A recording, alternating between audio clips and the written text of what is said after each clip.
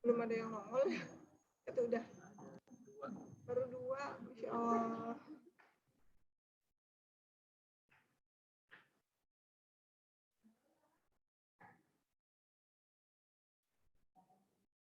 Assalamualaikum warahmatullahi wabarakatuh.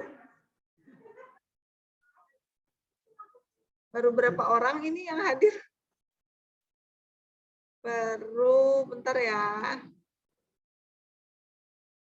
Baru 3. Yang lainnya kemana ini? Dibuka aja ya. Berhubung sedikit, buka aja mood-nya.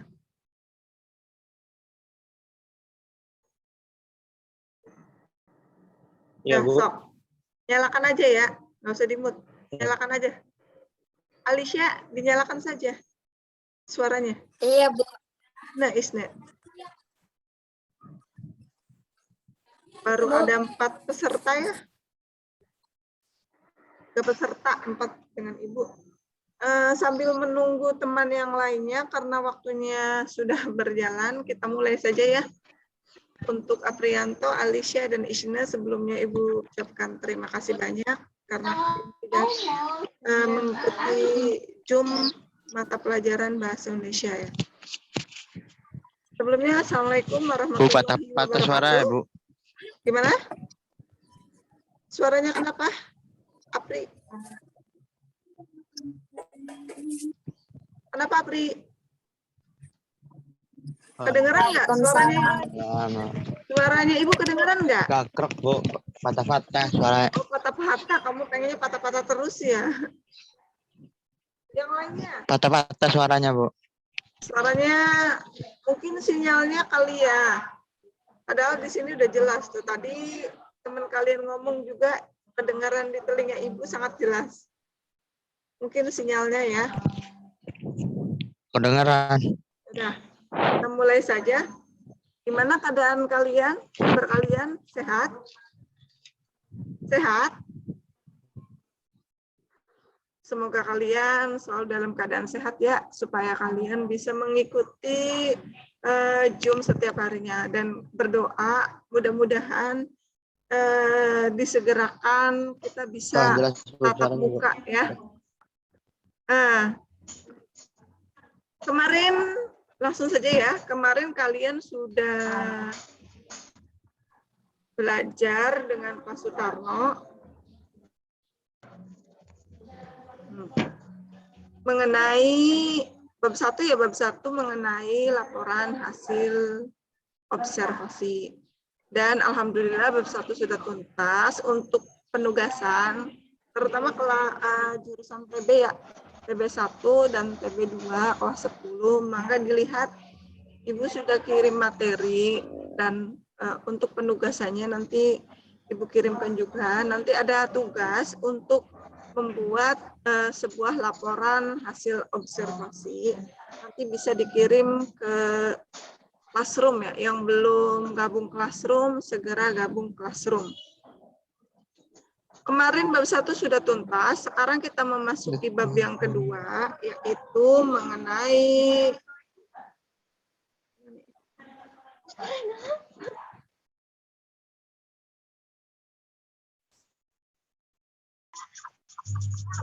Semendai.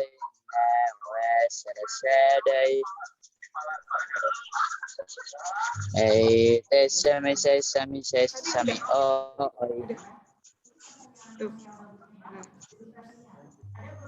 Mohon maaf ya. Tadi Iya, Bu. mendadak disconnect. Iya, Bu. Sekarang kita lanjutkan.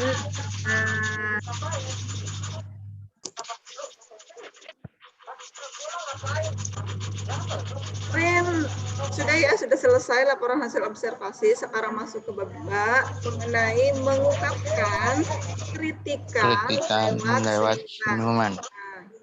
Coba dengarkan, mengungkapkan kritikan lewat senyuman.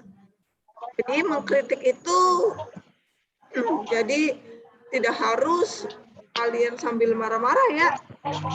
Jadi mengkritik itu bisa dengan hiburan, dengan lelucon, dengan senyuman, tapi tetap pesan kritikannya nanti akan tersampaikan dengan sopan.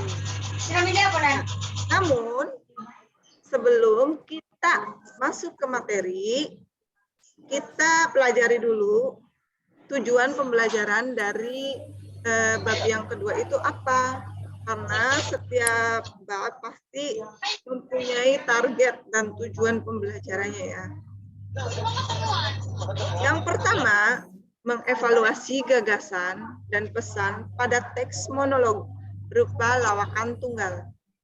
Yang kedua, memahami dan menganalisis gagasan dalam teks anekdot dengan kritis dan reflektif. Yang ketiga, menginterpretasi informasi untuk menggunakan gagasan, perasaan simpati, peduli, empati, dan atau pendapat pro atau kontra dari teks visual secara kreatif. Selanjutnya, menggunakan sumber lain untuk menilai akurasi dan kualitas data, serta membandingkan dengan isi teks. Selanjutnya, menulis teks eksplanasi posisi hasil penelitian sebagai sumber dalam menyampaikan kritik. Selanjutnya, menulis teks eksplanasi posisi hasil penelitian sebagai sumber dalam menyampaikan kritik. Sama ini ya, maaf ya. Selanjutnya, menerbitkan hasil tulisan di media cetak maupun digital. Selanjutnya, mengolah dan menyajikan gagasan, pikiran, pandangan, arahan, atau pesan dalam bentuk monolog lawakan tunggal secara logis, runtut, kritis, dan kreatif. Mengkreasi ungkapan sesuai dengan norma kesopanan dalam berkomunikasi. Nah, tadi merupakan tujuan pembelajaran pada bab yang kedua, mengungkapkan kritikan lewat senyuman. Namun, tidak akan Ibu sampaikan semuanya ya. Ibu hanya menyampaikan 1-2 tujuan pembelajaran. Nah, di dalam mengungkapkan kritikan lewat senyuman, apa saja yang harus kita ketahui? Yang pertama adalah pengertian anekdot. Yang kedua, ciri-ciri anekdot. Yang ketiga, fungsi anekdot. Yang keempat, struktur anekdot. Yang kelima, langkah-langkah menyusun anekdot. Yang keenam, ciri kebahasaan anekdot. Selanjutnya, pengertian anekdot. Coba sebelum kita masuk ke pengertian, perhatikan gambar 1. Ini ada sebuah lelucon ya. Ada sebuah anak kecil disuruh sama ibunya. Disuruh beli mecin ke warung. Mungkin kalian sering ya dulu waktu kecil pernah ngalamin hal ini. Kalian disuruh beli makanan ke warung. Kata ibu kalian, ambil saja kembaliannya. Pas sampai di warung ternyata uangnya pas, tidak ada kembaliannya. Yang tadinya kamu semangat ya disuruh sama orang tua kamu, gilirannya ke warung pulangnya karena tidak mendapat uang kembalian. Nah, akan meluncur ya. Coba kita bandingkan dengan gambar yang kedua. Nih, ada sebuah pejabat. Kata pejabat, apa? Sebentar lagi bakal krisis global gawat. Nah, kata seorang nenek yang benar-benar keadaannya sangat memprihatinkan ya, keadaan ekonominya. Halah, panik saya dari kapan? Halah, panik. Saya dari kapan juga udah krisis biasa aja, Om. Ini kata nenek-neneknya. Coba kalian bandingkan gambar 1 dengan gambar yang kedua. Ada yang bisa menjawab? Antara lelucon gambar yang pertama dengan gambar yang kedua, bedanya apa? Ada yang bisa menjawab? Kata-katanya, Bu. Ada yang bisa menjawab? Menyerah? Nah, antara nih, kalau gambar yang pertama hanya humornya saja, tidak mempunyai pesan apapun. Nah, sedangkan gambar yang kedua, selain kita bikin lelucon, humor, bikin humor yang menggelitik, ya, ini juga memiliki unsur kritikan. Unsur kritikan terhadap apa? Terhadap siapa? Terhadap para pejabat yang tidak secara langsung gitu ya, tapi menggunakan lelucon kritikannya. Halah, panik. Saya dari kapan juga udah krisis biasa aja kok. Ini mengkritisi seorang pejabat, seorang nenek ini mengkritisi seorang pejabat. Sekarang gambar yang ketiga. Nih. Kata si A-nya, bapak kamu tukang rujak ya? Kata si B-nya, kok kamu bisa tahu? Kata si A-nya, karena kamu telah mengulek itu. Nah, sekarang gambar yang ketiga. Bentar ya.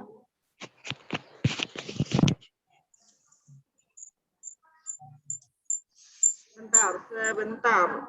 Biar kaliannya lihat nih.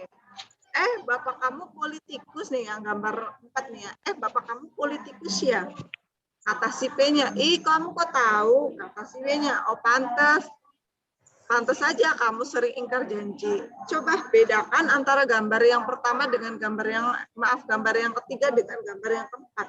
Sama kan dengan gambar sebelumnya, bahwa gambar ketiga itu merupakan hanya lelucon biasa, tidak mengandung unsur kritikan. Sedangkan gambar yang keempat mengandung kritikan, bahwa kritikan terhadap siapa? Terhadap para politikus, bahwa yang namanya politikus itu sering ingkar janji. Nah, berdasarkan gambar di atas ya, ini bisa didefinisikan bahwa berdasarkan KBBI, Kamus Besar Bahasa Indonesia, anekdot merupakan cerita lucu atau humor berisi tentang kritikan terhadap sesuatu, biasanya mengenai orang penting atau terkenal berdasarkan kejadian yang sebenarnya. Itu menurut KBBI ya. Nah, sekarang kita lanjutkan.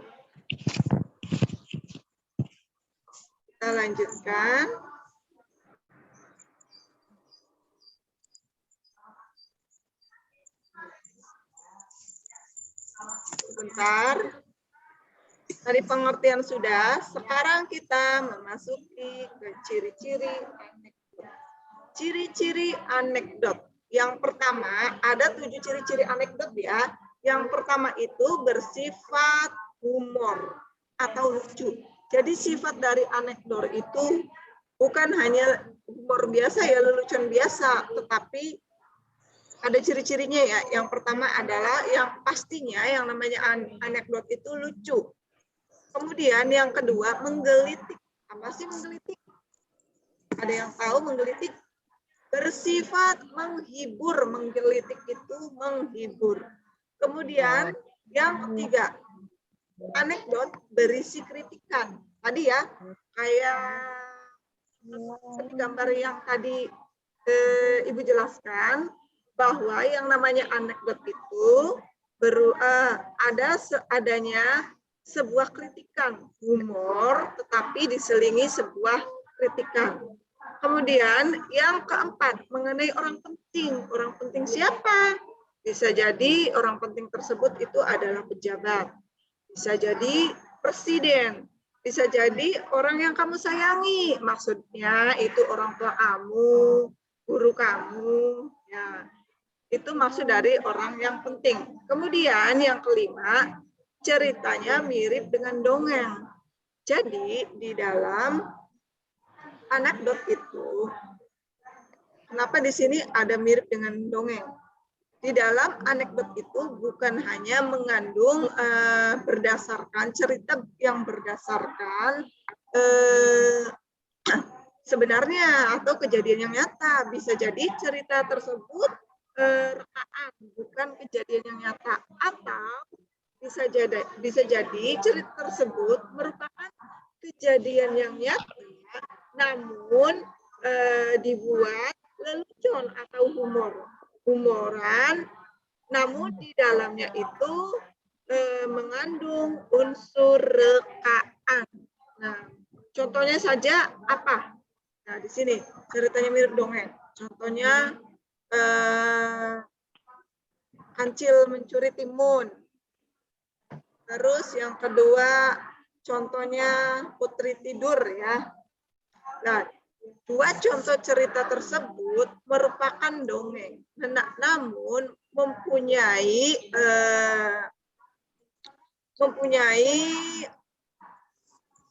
makna ya, makna kehidupan di dalam cerita tersebut, bahwa si kancil itu maknanya apa, si putri tidur itu maknanya apa. Yang sudah tahu dua cerita tersebut pasti tahu ya makna kehidupan dari dua dongeng tersebut. Kemudian memiliki tujuan tertentu. Anekdot itu dibuat pasti karena tujuannya apa? Misalkan kalian ingin mengkritisi para pejabat, tujuannya mengkritisi dalam hal apa tujuannya? Misalkan karena di daerah sekitar kalian masih banyak masyarakat yang miskin, yang kurang diperhatikan sama pemerintah. Bisa jadi itu ya. Kemudian selanjutnya adanya hewan dan manusia yang saling berhubungan. Bu, maksudnya apa kok hewan dan manusia saling berhubungan? Tadi jadi hewan dan manusia itu kita mengkritisi manusia ya. Jadi yang dikritisi ini manusia ya. Tetapi ada bahasa-bahasa hewan yang bukannya bahasa hewan, bahasa yang kasar ya, bukan ya. Maksudnya mah pemisalan ya. Pemisalan itu jadi antara manusia dan hewan itu saling berhubungan. Kemudian selanjutnya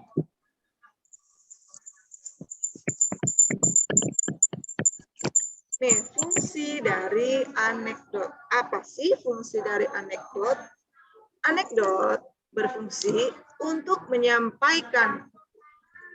Ada yang kelewat, mohon maaf ya. Ini menyampaikan cerita, menyampaikan pesan, baik fiksi maupun non-fiksi, sehingga pembaca seolah-olah menyampaikan peristiwa yang disampaikan. Maksud di sini apa Bu? Fiksi dan non-fiksi itu?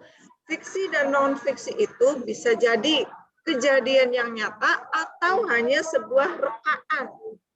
Ya, anekdot itu kan bisa kejadian yang nyata atau hanya sebuah rekaan, namun pembaca seolah-olah menyampaikan peristiwa, seolah-olah merasakan gitu peristiwa apa yang disampaikan oleh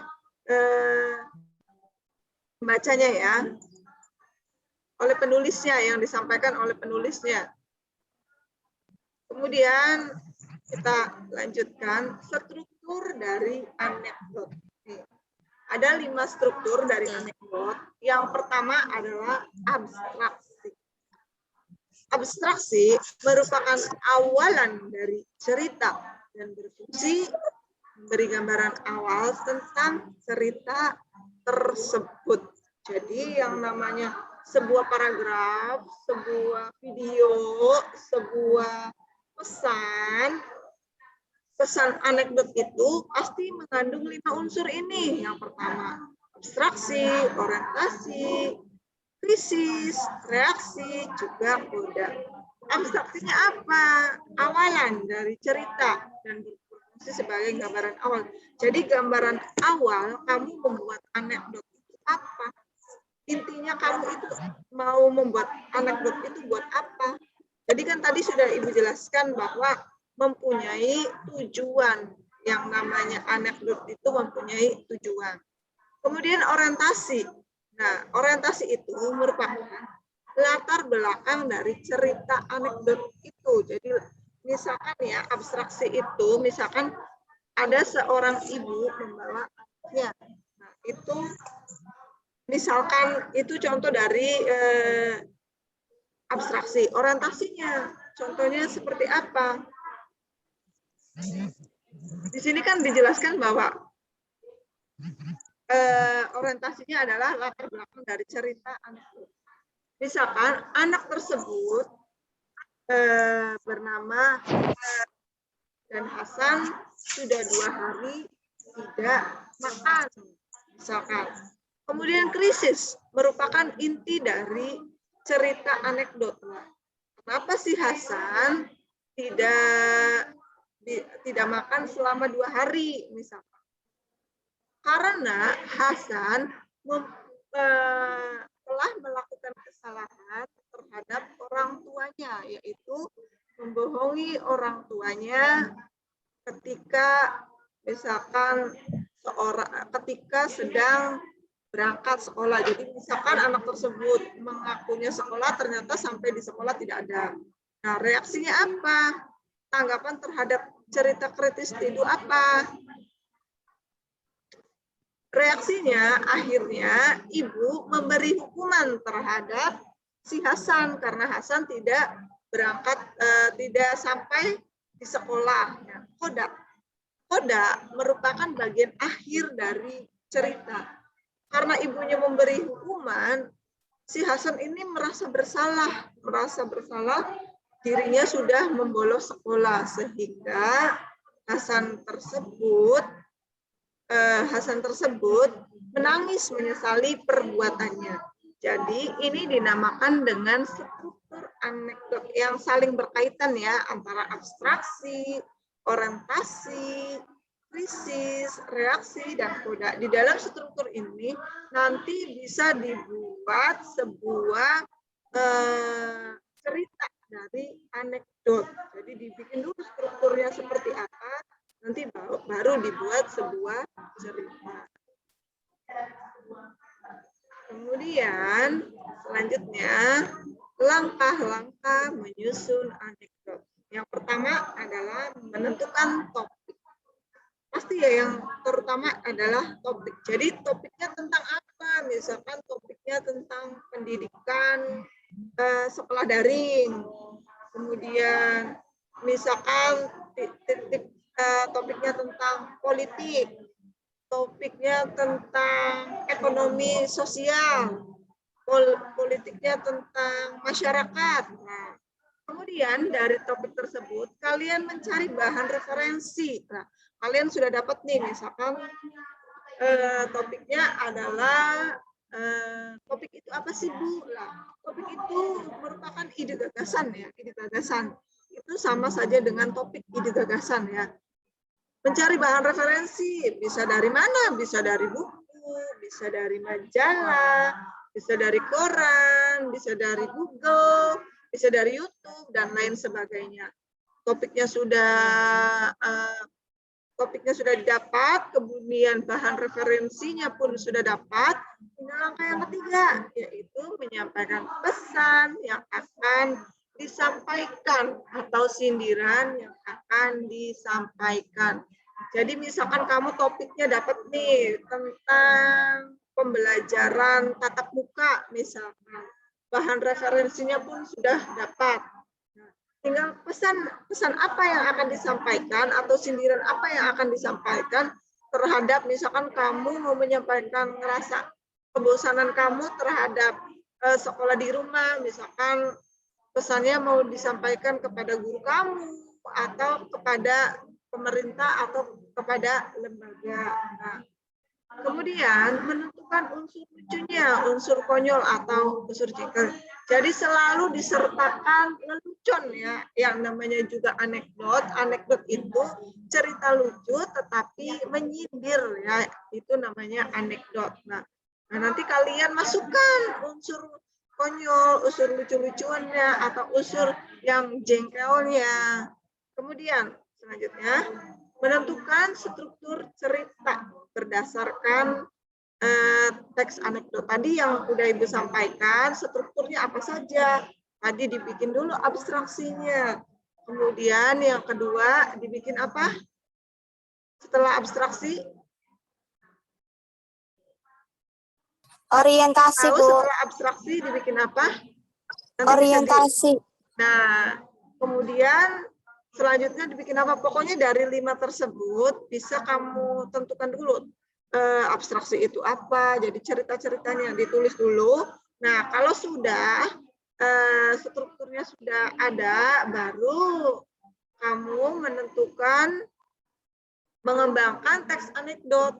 Dari struktur tersebut dikembangkan, dibuat sebuah cerita atau paragraf, ya, tapi tetap harus ada unsur leluconnya, tetapi harus ada unsur sindirannya juga yang namanya anekdot, lucu-lucuan atau humuran atau konyolan yang diselingi dengan sindiran atau kritikan.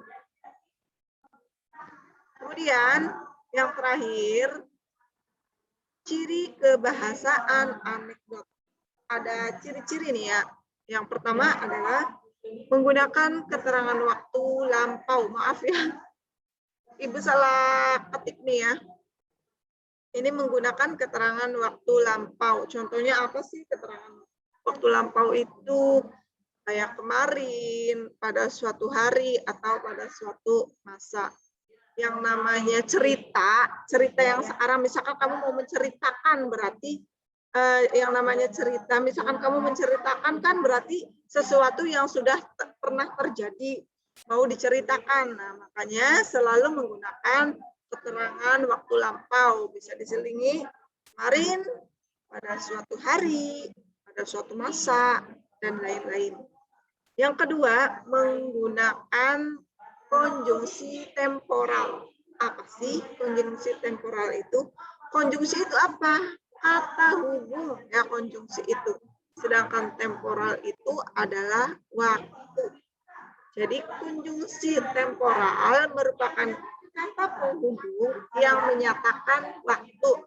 Contohnya apa saja? Contohnya kemudian, lalu, setelah itu, selanjutnya, dan lain-lain. Kemudian menggunakan kata kerja material. Apa sih kata kerja material? Kata kerja, jadi kata kerja material itu yang menyatakan kalian melakukan sesuatu. Itu kata kerja material. Contohnya apa? Nyapu, mencuci, mencintaimu, melepaskanmu. Tuh, kalau ada bahasa mencintaimu, melepaskanmu, pasti ada yang senyum ya. Mungkin ada yang merasa ya.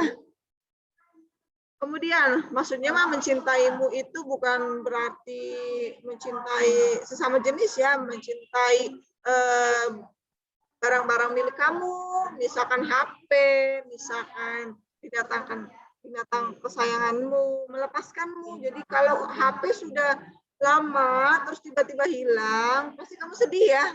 Pastinya sedih. Atau hewan peliharaan kamu yang kamu sayangi tiba-tiba hilang, itu pastinya sedih. Nah, itu merupakan menggunakan kata kerja material. Kemudian urutan peristiwa berdasarkan waktu. Waktu kan ada alur maju, ada alur mundur, kemudian ada alur campuran. Namun di dalam anekdot menggunakan alurnya alur maju. Kenapa alur maju? Karena tersusun dengan rapi ya, dari awal ceritanya seperti apa hingga akhir ceritanya seperti apa. Makanya di dalam anekdot kita menggunakan alur maju. Makanya di sini kan ada menggunakan keterangan waktu lampau. Jadi sesuatu, cerita yang sesuatu sebelumnya sudah terjadi. Jadi kalau sebelumnya sudah terjadi berarti menggunakan apa? Alurnya, yaitu alur maju. Tidak mungkin kan yang namanya sebuah cerita dari belakang dulu baru ke depan, yang ada juga dari depan dulu, dari pertama dulu, dari awal dulu baru ke akhir. Ya. Kemudian menggunakan pertanyaan retorik. Pertanyaan retorik itu apa, Ibu? Pertanyaan yang tidak membutuhkan jawaban. Kok ada sih, Bu, pertanyaan yang tidak membutuhkan jawaban? Maksud dari retorik di sini adalah pertanyaan penekanan. Jadi bisa diselingi, biasanya diselingi kata bukan untuk menekankan. Jadi contohnya seperti apa?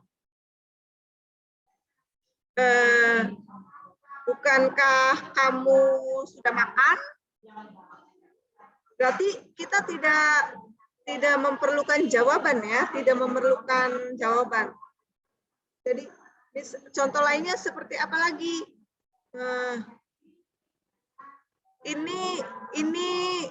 Ini peristiwa yang sudah lama bukan? Nah, berarti ini tidak memerlukan jawaban ya. Jadi adanya sebuah penekanan. Nah, sekarang sudah materi yang sudah Ibu sampaikan, yaitu tentang tentang anekdot. Nah, sekarang dibuka ya. Sok suaranya dinyalakan. Jangan di-mute ya. Dibuka. Semuanya. Semuanya dibuka. Iya, Bu.